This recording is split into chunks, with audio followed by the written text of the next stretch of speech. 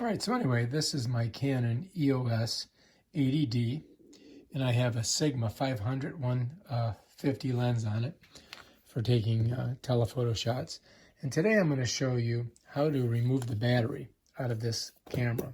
It's pretty simple. You just flip it over to the side grip here, and you're going to notice it says battery open. You just push that in, and it pops out. There's a little white thing here. You got to pop it, and the battery slides right out. Notice the way the contacts go.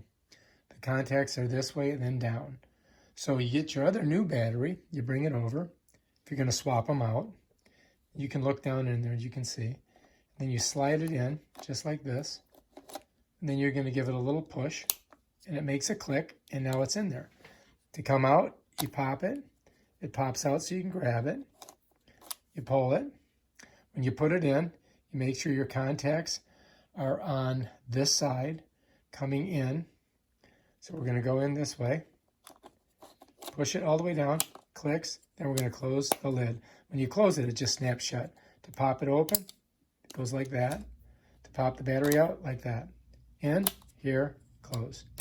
And that's how you change the battery on the Canon EOS 80D.